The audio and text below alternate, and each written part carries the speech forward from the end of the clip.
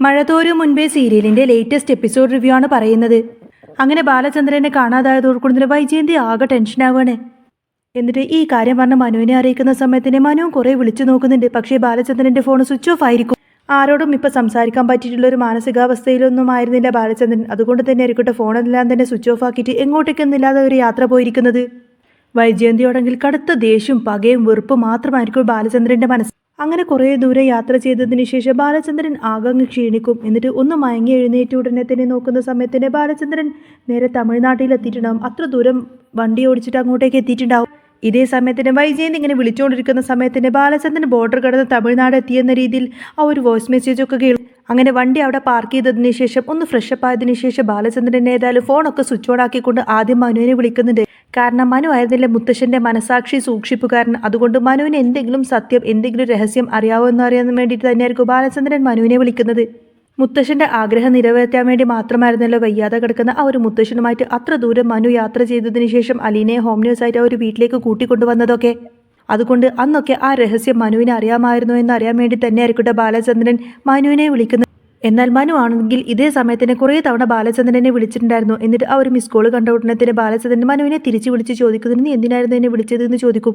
മനു ആണെങ്കിൽ അലീന ഈ വീട്ടിൽ നിന്നും പോവാണെന്നുള്ള കാര്യം ബാലചന്ദ്രനെ അറിയിക്കാൻ വേണ്ടിയിട്ടായിരുന്നു വിളിച്ചിട്ടുണ്ടായിരുന്നത്. എന്നാൽ ബാലചന്ദ്രൻ ചോദിക്കുന്ന സമയത്തിന് മനു ചോദിക്കുന്നുണ്ട്, അങ്കിൾ ഇത്ര നേരം എവിടെയായിരുന്നു?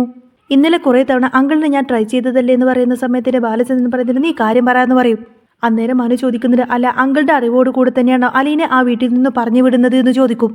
അന്നേരം ബാലചന്ദ്രൻ ചോദിക്കുന്നുണ്ട്, പറഞ്ഞു വിടെ, അതിന് ഞാൻ ആരെയും അവിടെ നിന്നും പറഞ്ഞു വിട്ടിട്ടില്ലല്ലോ എന്ന് പറയും. അന്നേരം മനു പറയുന്നുണ്ട്, അലീനെ ഇന്നലെ എന്നെ വിളിച്ചിട്ടുണ്ടായിരുന്നു, അവൾ അവിടെ നിന്നും ഇറങ്ങിപ്പോവാണെന്നാണല്ലോ അവൾ പറഞ്ഞത്.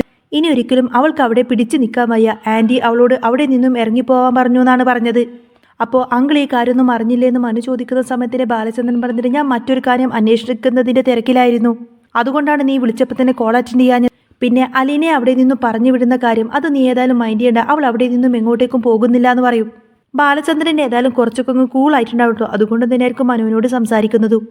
മനു ചോദിക്കുന്നുണ്ട്, അല്ല അങ്കിൾ ഇപ്പോൾ എവിടെയെന്ന് ചോദിക്കുന്ന സമയത്തിന് ബാലചന്ദ്രൻ പറഞ്ഞിട്ട് അതൊന്നും ഇപ്പം നീ അറിയണ്ട, അതെ ഞാൻ നിന്നോടൊരു കാര്യം ചോദിക്കുമ്പോൾ നീ ഏതായാലും സത്യം മാത്രം പറയണമെന്ന് പറയും. എന്താ അങ്കിൾ കാര്യം പറയുമെന്ന് പറയുന്ന സമയത്ത് തന്നെ ബാലചന്ദ്രൻ ചോദിക്കുന്നുണ്ട്, അലീനയുമായിട്ട് നിന്റെ മുത്തശ്ശന് എന്തെങ്കിലും ബന്ധമുണ്ടോ, അല്ലെങ്കിൽ പിന്നെ നിന്റെ മുത്തശ്ശൻ അറിയുന്ന ആരുടെങ്കിലും മകളാണോ അലീന എന്ന് ചോദിക്കും. അപ്പോഴേക്കും മനു ചോദിക്കുന്നുണ്ട്, എന്താ അങ്കിൾ എന്താ അങ്ങനെ ചോദിച്ചത് എന്ന് പറയുന്ന സമയത്തിന് ബാലചന്ദ്രൻ ചോദിക്കുന്നുണ്ട്, നിനക്ക് അതിനെ പറ്റിയിട്ട് എന്തെങ്കിലും അറിയാമെങ്കിൽ പറയാന്ന് പറയും. അല്ല അങ്കിൾ എന്താ ഇപ്പം ഇങ്ങനെയൊക്കെ ചോദിക്കുന്നത് ചോദിക്കുന്ന സമയത്തിൽ ബാലചന്ദ്രൻ വീണ്ടും പറഞ്ഞിട്ട്, അല്ല ഹോം നേഴ്സായിട്ട് അവൾ തന്നെ ഈ വീട്ടിലേക്ക് മതി, മറ്റാരെയും വേണ്ടാതെങ്ങനെ നിന്റെ മുത്തശ്ശൻ ഇത്ര കടുത്ത വാശിയോടുകൂടെ തീരുമാനിക്കണമെങ്കിൽ ആ മുത്തശ്ശൻ്റെ ആരെങ്കിലും മകളായിരിക്കുമല്ലോ അത്. അതുകൊണ്ടല്ലേ അർത്ഥ കൈക്ക് പോലും ഉപ്പ് തേക്കാത്ത നിന്റെ മുത്തശ്ശൻ അവളെ തന്നെ ഹോം നേഴ്സായിട്ട് വേണമെന്ന് വാശി പിടിച്ചിട്ട് അത്ര ദൂരം പോയിട്ട് അവളെ ഇങ്ങോട്ടേക്ക് കൊണ്ടുവന്നത് എന്നൊക്കെ ചോദിക്കാട്ടോ ബാലചന്ദ്രൻ. നിന്റെ മുത്തശ്ശന് കൊടുത്ത് വാക്ക് പാലിക്കാൻ വേണ്ടിയിട്ടല്ലേ നീ അലീനെ ഇത്രമാത്രം കെയർ ചെയ്തിട്ട് അവളെങ്ങനെ കൂടെ കൊണ്ടു നടക്കുന്നത് എന്നും ചോദിക്കും. അന്നേരം മനു പറഞ്ഞിട്ട്, അതേ അങ്കിളെ, മുത്തശ്ശൻ്റെ വാക്ക് പാലിക്കാൻ വേണ്ടി തന്നെയാണ് ഞാൻ അലീനെ ഹോം നേഴ്സായിട്ട് ഈ വീട്ടിലേക്ക് കൊണ്ടുവന്നതും അവളെ തന്നെ അവിടെ നിർത്തണമെന്ന് പറഞ്ഞ് വാശി പിടിച്ചിരുന്നതും.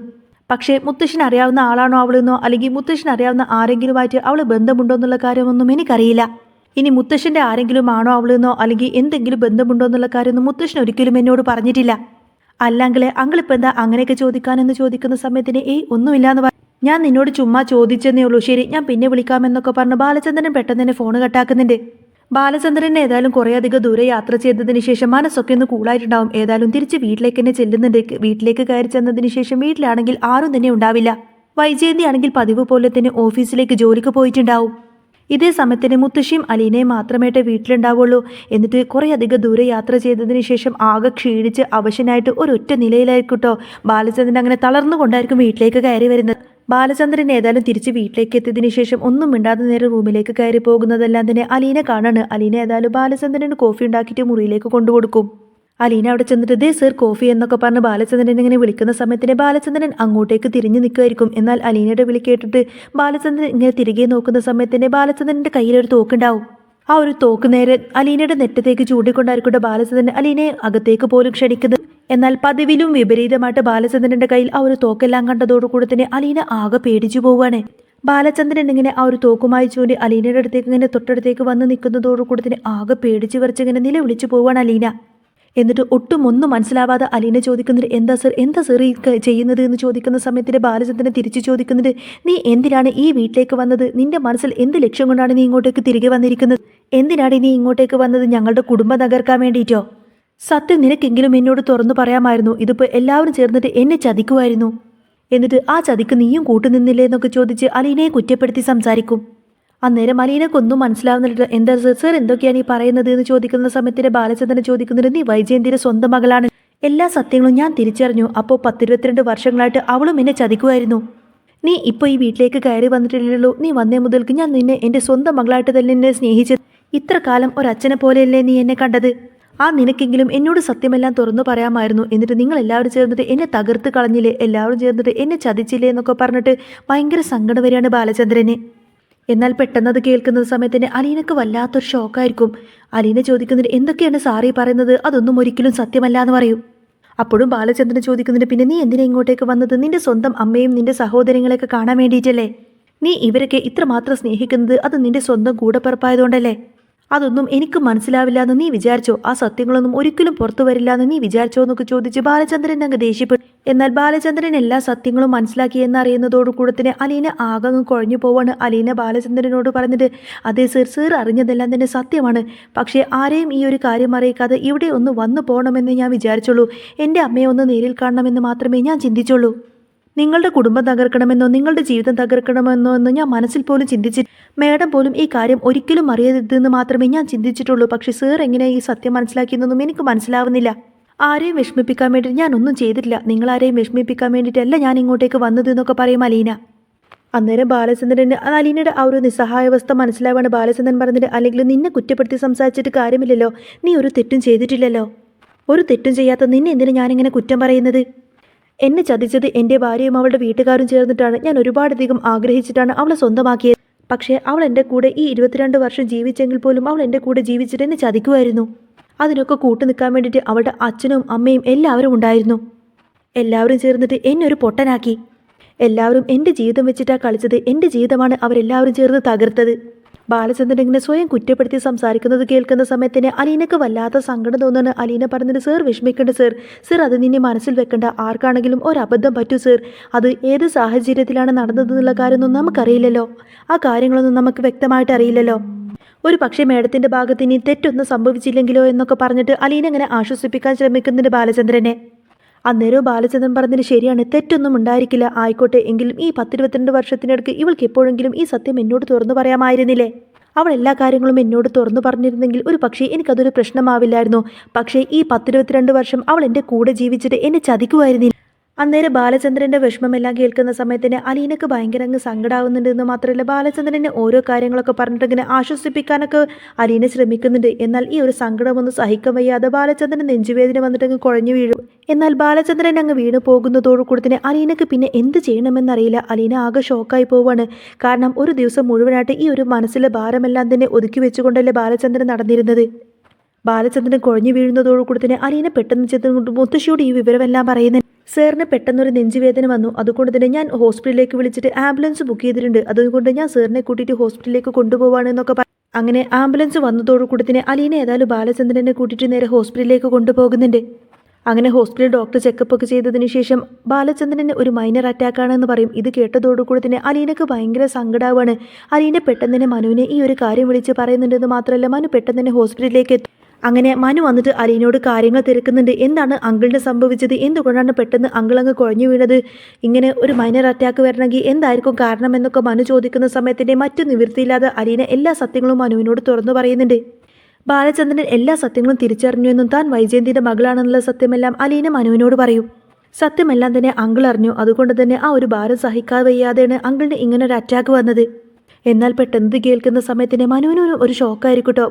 അലീന പറഞ്ഞിട്ട്, ഞാൻ ഏതായാലും ഇനി ഇവിടെ നിൽക്കുന്നില്ല മനുവേട്ടാ. ഞാൻ ഇനിയും ആ വീട്ടിൽ തുടർന്നു കഴിഞ്ഞാൽ പിന്നെ ആ ഒരു കുടുംബം തന്നെ തകർന്നു പോകുമെന്നാണ് എല്ലാവരും വിശ്വസിക്കുന്നത്. അതുകൊണ്ട് ഞാൻ ഇവിടെ നിന്നും പോവാണ്. ഏതായാലും അലീന പോവാൻ തന്നെ തീരുമാനിക്കും. മനു ആണെങ്കിൽ ആ ഒരു ഷോക്കിൽ നിന്ന് ഇങ്ങനെ വിട്ടു നിൽക്കുന്നേയില്ല. തൻ്റെ സ്വന്തം മുറപ്പെണ്ണാണ് അലീന എന്നൊരു സത്യം തിരിച്ചറിയുന്നതോടുകൂടി തന്നെ മനുവിന് ശരിക്കും അത് വിശ്വസിക്കാൻ കഴിയാത്തൊരു വാർത്തയായിരിക്കും. അങ്ങനെ കുറച്ച് കഴിഞ്ഞതിന് ശേഷം മനുവിനെ ഡോക്ടർ അകത്തേക്ക് വിളിപ്പിക്കുന്നുണ്ട് ബാലചന്ദ്രനെ കാണാൻ വേണ്ടിയിട്ട്. ആ സമയത്ത് ബാലചന്ദ്രൻ മനുവിനോട് എല്ലാ കാര്യങ്ങളും തുറന്നു പറഞ്ഞു കൊടുക്കും. 10-22 വർഷമായിട്ട് നിന്റെ മുത്തശ്ശനും നിന്റെ വീട്ടുകാരെല്ലാവരും ചേർന്നിട്ട് എന്നെ ചതിക്കുമായിരുന്നു. വൈജയന്തി പോലും എന്നെ ചതിക്കുമായിരുന്നു. ചെറുപ്പം മുതൽ ഞാൻ സ്നേഹിച്ചിരുന്നത് ഒരു വഞ്ചകിയെയാണ്. ഈ 10-22 വർഷമായിട്ട് അവൾ എന്നെ ചതിക്കുമായിരുന്നു. അവളുടെ കൺമുന്നിൽ വെച്ച് അവളുടെ സ്വന്തം മകളിങ്ങനെ വളരുന്നതൊന്നും അവൾ അറിയുന്നില്ല. അങ്ങനെ ബാലചന്ദ്രൻ ഒട്ടും സഹിക്കാതെ വൈജയന്തി ഇങ്ങനെ കുറ്റപ്പെടുത്തി സംസാരിക്കുന്നത് കേൾക്കുന്ന സമയത്ത് തന്നെ മനു ഇങ്ങനെ ആശ്വസിപ്പിക്കാനൊക്കെ ശ്രമിക്കുന്നുണ്ട്. അങ്കിൾ, ഒരു പക്ഷേ ആൻറ്റിക്ക് എന്തെങ്കിലും അബദ്ധം പറ്റിയതായിരിക്കും. ഒരു പക്ഷേ ഈ കുഞ്ഞ് ജീവിച്ചിരിക്കുന്നുണ്ട് എന്നുള്ള കാര്യം പോലും ആൻറ്റി അറിഞ്ഞിട്ടുണ്ടാവും. ഒരു പക്ഷേ പ്രസവത്തോടു കൂടി തന്നെ ആ കുഞ്ഞ് മരിച്ചുപോയി എന്ന് ആൻറ്റിയെ പറഞ്ഞ് വിശ്വസിപ്പിച്ചുകൊണ്ടാണെങ്കിലോ അങ്കിളുമായിട്ടുള്ള ആ ഒരു കല്യാണത്തിന് സമ്മതിപ്പിച്ചത്. അതിനുള്ള സാഹചര്യമൊന്നും ശരിക്കും നമുക്കറിയില്ലല്ലോ അങ്കിൾ. അങ്കിൾ ഏതായാലും അതൊന്നും ചിന്തിക്കണ്ട, അതൊക്കെ മറന്നേക്ക് എന്ന് പറയുന്ന സമയത്തിന് ബാലചന്ദ്രൻ പറയുന്നുണ്ട്, ഇല്ലടാ, ഒരിക്കലുമില്ല. ഇനി ഒരിക്കലും എനിക്ക് പഴയതുപോലെ അവളെ സ്നേഹിക്കാൻ കഴിയില്ല. അവളെ ഒരിക്കലും ഇനി എനിക്ക് ഭാര്യയായിട്ട് അംഗീകരിക്കാൻ പോലും കഴിയില്ല. മറ്റുള്ളവരുടെ എച്ചിൽ തിന്നാനും എച്ചിൽ പട്ടിയെ പോലെ കഴിയാനൊന്നും എന്നെ കൊണ്ട് കഴിയില്ല എന്നൊക്കെ പറഞ്ഞ് ബാലചന്ദ്രൻ ഭയങ്കര ദേഷ്യത്തിലായിരിക്കും. അങ്ങനെ മനു കുറേ കാര്യങ്ങളൊക്കെ പറഞ്ഞ് ബാലചന്ദ്രനെ ഇങ്ങനെ സമാധാനിപ്പിക്കുന്നതും കണ്ടുകൊണ്ടായിരിക്കട്ടെ വൈജയന്തി അങ്ങോട്ടേക്ക് വരുന്നത്. എന്ത് പറ്റി ബാലേട്ടാന്നൊക്കെ ചോദിച്ചുകൊണ്ടതിനെ കരഞ്ഞ് ഓടി അങ്ങോട്ടേക്ക് വൈജയന്തി വരുന്നുണ്ടെങ്കിൽ പോലും ബാലചന്ദ്രൻ മൈൻഡ് പോലും ചെയ്യുന്നില്ല. വൈജയന്തിനെ കാണുന്നത് പോലും പിന്നെ ബാലചന്ദ്രന് വെറുപ്പായിരിക്കും. എന്നാൽ പെട്ടെന്ന് ഒരു നിമിഷം കൊണ്ട് തന്നെ ബാലചന്ദ്രൻ വളരെയധികം വെറുപ്പോടും ദേഷ്യത്തോടു കൂടെ മാത്രം വൈജയന്തിയോട് ഇങ്ങനെ പെരുമാറുന്ന സമയത്ത് തന്നെ വൈജയന്തിക്ക് ഒന്നും മനസ്സിലാവുന്നില്ല. പെട്ടെന്ന് എന്തുകൊണ്ടാണ് ബാലചന്ദ്രൻ തന്നോട് ഇങ്ങനെയൊക്കെ പെരുമാറുന്നത് എന്ന്. പക്ഷേ അലീനയോടാണെങ്കിൽ ബാലചന്ദ്രൻ വളരെയധികം സ്നേഹത്തോടു കൂടി മാത്രമായിരിക്കും പെരുമാറുന്നത്. ഈ ഒരു കാഴ്ചയെല്ലാം കാണുന്ന സമയത്ത് വൈജയന്തിക്ക് ഭയങ്കര ദേഷ്യം വരും. അതുകൊണ്ട് തന്നെ ഓരോ കാരണങ്ങളുണ്ടാക്കി ബാലചന്ദ്രനും മനുവും ആരും തന്നെ അറിയാതെ അവിടെ നിന്നും അലീനയെ പറഞ്ഞു വിടുന്നൊക്കെ ഉണ്ട് കേട്ടോ വൈജയന്തി. പിന്നീട് അങ്ങനെ അലീന നേരെ പോകുന്നത് ലാലിച്ചൻ്റെ അടുത്തേക്കായിരിക്കും. അതായത് അലീനയുടെ സ്വന്തം അച്ഛൻ്റെ അടുത്തേക്കായിരിക്കും പിന്നീട് അവിടെയുള്ള എപ്പിസോഡൊക്കെ കേട്ടോ കാണിക്കുന്നത്. അലീന ലാലിച്ചൻ്റെ അടുത്തേക്ക് എത്തിയതിന് ശേഷം ഒരച്ഛൻ്റെ സ്നേഹവും വാത്സല്യമൊക്കെ കിട്ടിയിട്ട് വളരെയധികം സന്തോഷവതിയായിട്ട് ജീവിക്കുന്ന അലീനയാണ് കാണാൻ സാധിക്കുന്നത്. പിന്നീട് അങ്ങനെ വൈജയന്തി ഏതായാലും ലാലിച്ചനെ തമ്മിൽ കണ്ടുമുട്ടുന്ന ഒരു അടിപൊളി സീനൊക്കെ വരുന്നുണ്ട്. അതൊക്കെ ഞാൻ ഓൾറെഡി അപ്ലോഡ് ചെയ്ത് കഴിഞ്ഞാണ്. അതൊക്കെ കേൾക്കണമെങ്കിൽ നമ്മുടെ ഈ ഒരു ചാനലുണ്ട് കേട്ടോ. അപ്പോൾ നിങ്ങൾക്ക് ഈ ഒരു ചാനൽ ഇഷ്ടമാവുകയാണെങ്കിൽ സബ്സ്ക്രൈബ് ചെയ്യാനും സപ്പോർട്ട് ചെയ്യാനൊന്നും മറക്കരുത്.